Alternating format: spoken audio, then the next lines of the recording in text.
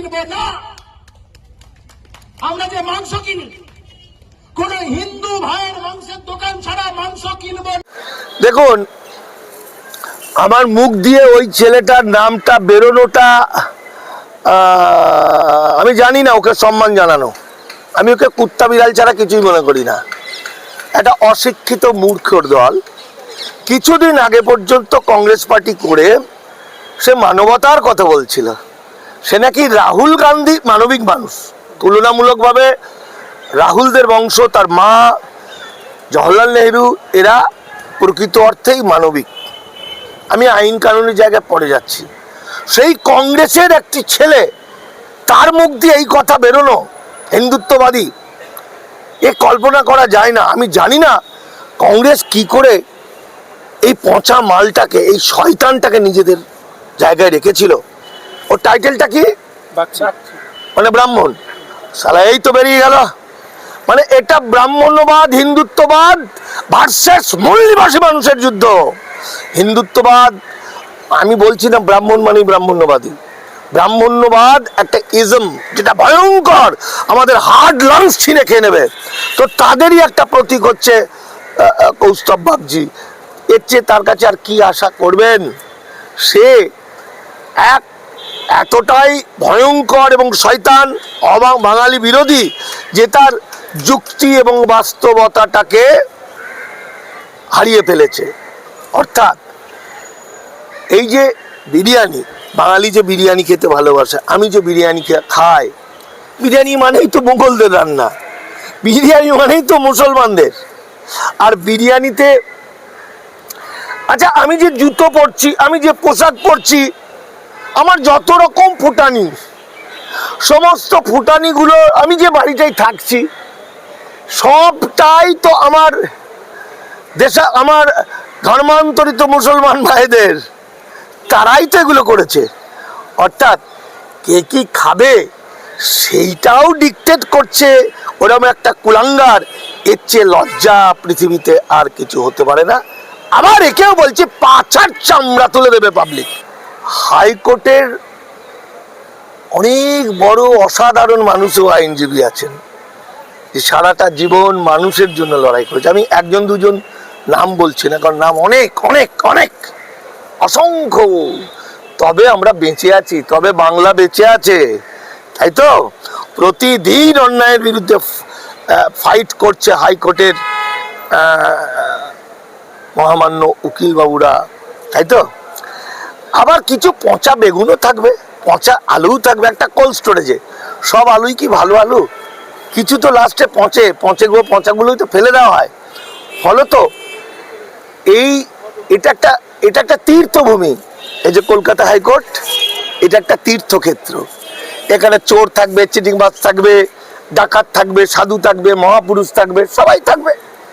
কারণ আদালতের কাছে সবাই সমান। আদালতে যে কেউ এসে ব্যবসা বাণিজ্য করতে পারে। ওরা ব্যবসাদার, উকিল ব্যবসাদার, ওরা ওর মতো লোকদের ব্যবসা করাচ্ছে।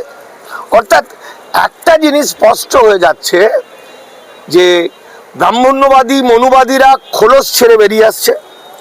তারা হিন্দু রাষ্ট্র হবে এই লোভে প্রকাশ্য হয়ে যাচ্ছে, দিয়ে ক্যালানিটা খাবে পাবলিকের, পিটিয়ে তালতোবড়া হয়ে যাবে। ওরা আবেগ দেয়, এই এসে গেল, এই এসে গেল। আমার এক বন্ধু বিজেপির রাজ্য কমিটির, কালকে হোটেলে খাচ্ছে, আমাকে ডেকেছে, খেতেই হবে, আমি খাবো না, পাশে বসে আছি। তো আমাকে বলছে ভোটের রেজাল্ট কি? আমি বললাম তুমি বলো।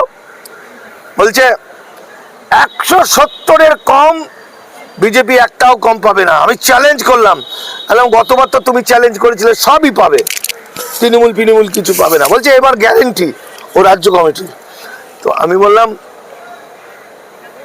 যে বাস্তবটা বুঝতে হবে, ওদের সঙ্গে বাস্তবের কোনো সম্পর্ক নেই।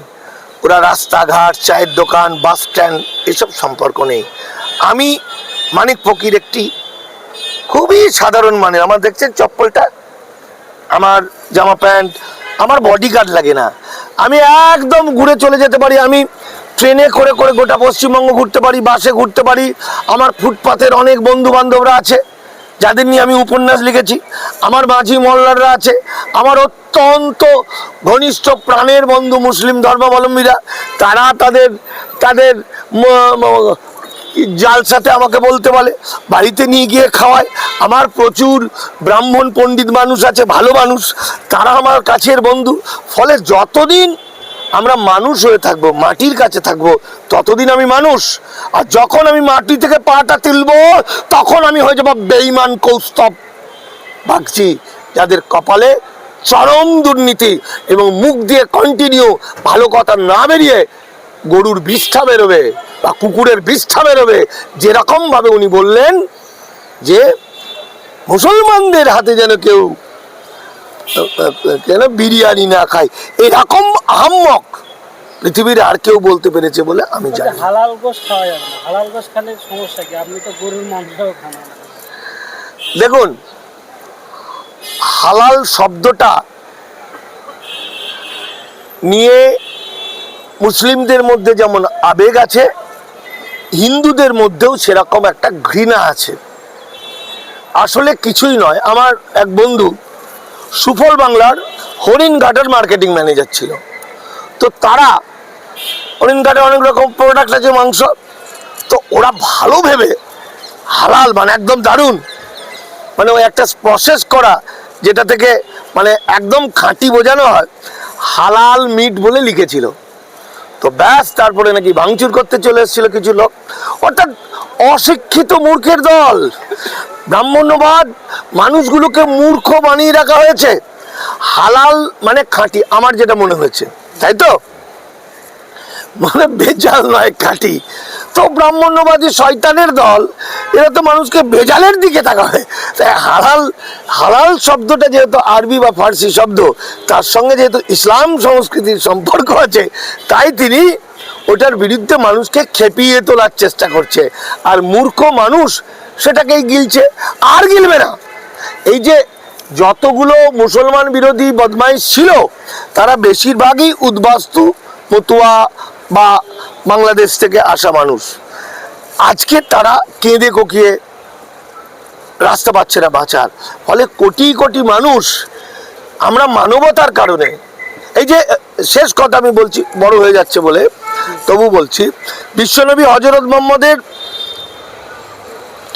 আল্লাহর বাণী তিনি যে লিখেছিলেন কোরআন শরীফে, সেই একটা আয়াত নিয়ে অসীম সরকার তো খুব লাফালো, কিন্তু অসীম সরকার এটা বুঝতে পারলো না আখেরে এটা মুসলমান সম্প্রদায়ের বিরাট উপকার হয়ে গেল। ভেবেছিল দাঙ্গা লাগাবে, দাঙ্গা লাগলো না, যেটা যেটা এই কৌস্তব বাগচিও মনে করেছিল তাই। দাঙ্গা লাগলো না, বরং মুসলমানরা যে কত ডিসিপ্লিন সেটা বুঝিয়ে দিল, এরা আইনের পথ ধরলো। কিন্তু ওই যে আয়াতটা নিয়ে সারা পৃথিবীর বদমাইশ, কিছু বদমাইশ মুসলমানদের গালাগালি দেয়, এই অসীম ইস্যুতে কিন্তু ওই আয়াত সম্পর্কে মানুষ জানতে পারলো। তাতে কি জানলো, চর্চা হলো, কি জানলো। আর যদিও সবার থেকে জানতে পেরেছে কিনা যায় না, কিন্তু আমি যেগুলো বলেছি, আপনার চ্যানেলে আপনি বললেন 11 লাখ, কেউ বলছে 12 লাখ, কেউ বলছে 25 লাখ, কোটিখানেক লোক দেখেছে। তাহলে কোটিখানেক মানুষ, তার মধ্যে যদি 10 লাখও হিন্দু হয়, তারা কি জানলেন? তারা জানলেন বিশ্বনবী হযরত মুহাম্মদ পৃথিবীর মধ্যে ব্যতিক্রম। কারণ মনুস্মৃতি, হিন্দুদের মনুস্মৃতি, অর্থশাস্ত্র, রামায়ণ, মহাভারত, মানে গীতা, সব জায়গায় বলছে শত্রুকে, যুদ্ধক্ষেত্রে যারা বেইমানি করবে, যারা যুদ্ধ শান্তি ভায়োলেট করবে, ধরুন পাকিস্তানের সঙ্গে ভারতের যুদ্ধ হচ্ছিল, যুদ্ধ শান্তি হলো কিছুদিনের জন্য, এবার পাকিস্তান ভাম করে ঢুকে পড়ে কাশ্মীরে গুলি ফুলি করে মানুষকে মেরে দিচ্ছে, তো আমাদের ভারতের কমান্ডার বলবে শত্রুদের ধরলে মেরে দাও। তো ওখানে কিন্তু ওই রকমই একটা সিচুয়েশনে মুশরিকদের কিন্তু, বেঈমান মুশরিকদের কিন্তু বিশ্বনবী একদিকে যেমন বলছে ঘাঁটি এলাকায় থেকে তাদের ধরো, মারো, কাটো, পাশাপাশি কিন্তু একটা কথা বললেন যেটা কোনো শাস্ত্র, আমি জানি না অন্য কোনো ধর্মশাস্ত্রে এই কথা লেখা আছে কিনা, হিন্দুদের তো নেই। কারণ ওই আয়াতের পরের লাইনে বিশ্বনবী বলছেন, ওই মুশরিক যদি ক্ষমা চায়, ওই মুশরিক যদি গরিব মানুষকে দান করে, তাহলে তাকে বুকে জড়িয়ে ধরবে, তাকে ছেড়ে দেবে। তাকে ভালোবাসবে, কারণ আল্লাহ ক্ষমাশীল, আল্লাহ প্রতিটি জীবকে ভালোবাসে। এর চেয়ে বড় আর পৃথিবীতে কিছু হতে পারে না। ফলে এই অসীম ইস্যু আখেরে কিন্তু এই আয়াতের সঠিক ব্যাখ্যা জনগণের কাছে পৌঁছে গেল, হিন্দুরাও বুঝতে পারলো আসলে ব্যাপারটা কি।